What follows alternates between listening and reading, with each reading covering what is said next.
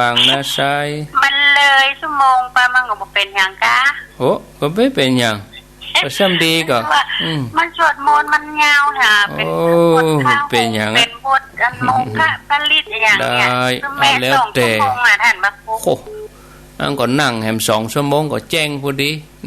เจ้าก็ได้ก็ไม่เป็นหยังเพิ่มได้เสมอได้มันตึงตลอดเจ้าแม่2 ชั่วโมงทุกวันเจ้าห้ามลดกว่าปกติเหมือนเท่าปกติก็เพิ่มเข้าไปก็ซ้ำดีก็โมทนาเจ้าโอ้ก็เป็นหยังก็เพิ่มเมินก็ซ้ำดีก็เจริญพรเจ้าและท่านพระครูข้าเจ้ามุกแดจะรู้ว่าเพิ่งทะลุไปครั้งแรกวันนี้จะขอพรท่านพระครูในเจ้าวันเกิดตรงเลยเจ้าโทรมาจากตำบลสุเทพนะเจ้าท่านพระครูฟังในตี 3แล้วนะเจ้าอนุโมทนา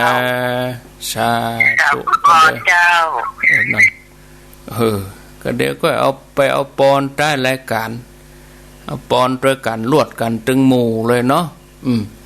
0998366322ตี4กับ53นาที0998366322วันนี้แม่ใส่พินบัดดันรุ่นนี่แต่ว่าก็ไปได้ได้เข้ารายการแต่ว่านี่ไฟฟ้าดับไฟฟ้าดับไปเสีย0998366322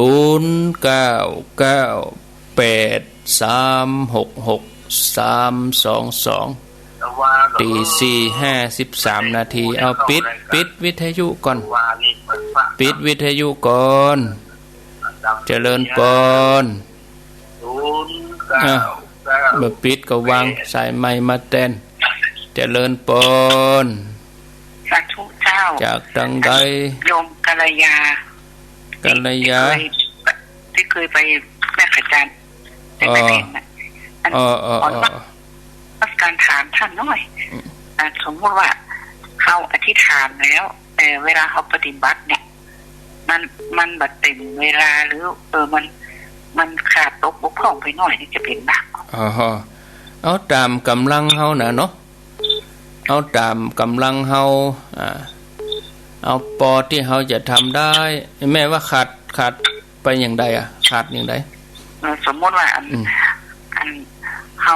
ว่าสวดมนต์แล้วมันทำสมาธินะถ้าทำสมาธิเกิดมีคนมาหาเนี่ยเขาจะเป็นปุ้นแม่เอาก่อนนอนแม่ต้องเอาตองหัวค่ำมาถ้าเอาก่อนที่เขาจะนอนช่วงก่อนนอนสมมติว่าแม่นอน3 ทุ่มแม่ก็เริ่ม2 ทุ่มถ้าสมมติแม่นอน4 ทุ่มแม่ก็เริ่ม3 ทุ่มเอาเวลาที่มันบ่มีไผมาแล้วยามวิการค่ำๆดึกๆนี่นะเอาอีกสวดไหว้พระหัวค่ำนี่มันตึงแบบอย่างก็อย่างบึดคนนั้นคนนี้มันตึงวุ่นวายแม่นนะเขาเอาก่อนนอนเขาเดินจงกรมคุณเขาเดินเกินชั่วโมงนั่งเกินชั่วโมงเขาก็ทำอย่างนั้นบ่ก็อันก็ในชั่วโมงนึงก็สวดเช้านั่งเช้าเดินเช้าแต่ถ้าเขาทำ30เขาเก็บเพิ่มแหมน้อยเพิ่มเป็นแม่น45อีกก็ได้แล้วทีนี้อันสมมติว่า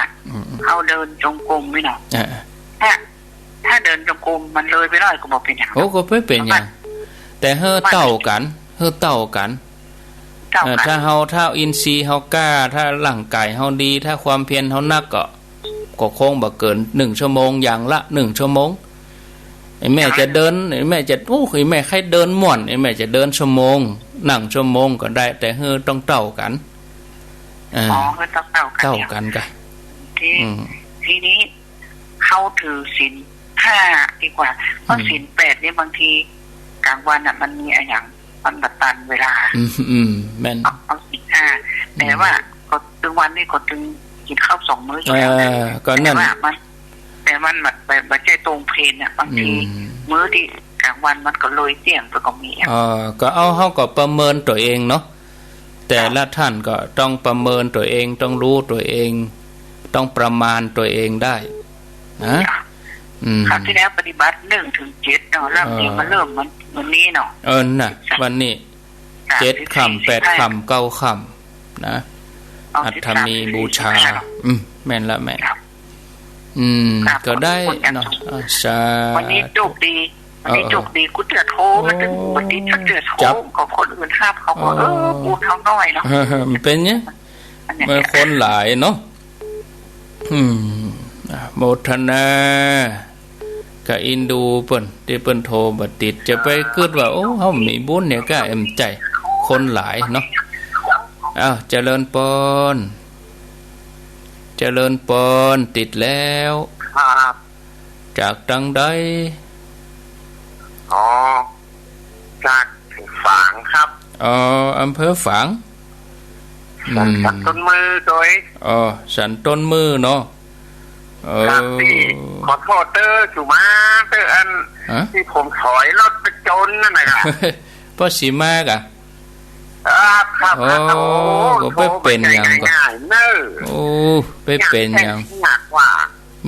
มีปัญหาอย่างแล้วขยมเป็นบาปขอให้ไปแต่งมันดีๆแต่ผมขยมโทรหาล่ะขยมโทรหาแล้วกะปอสีมาขยมโทรหาล่ะโทรบอกเขาผมเต็มใจเป็นอย่าง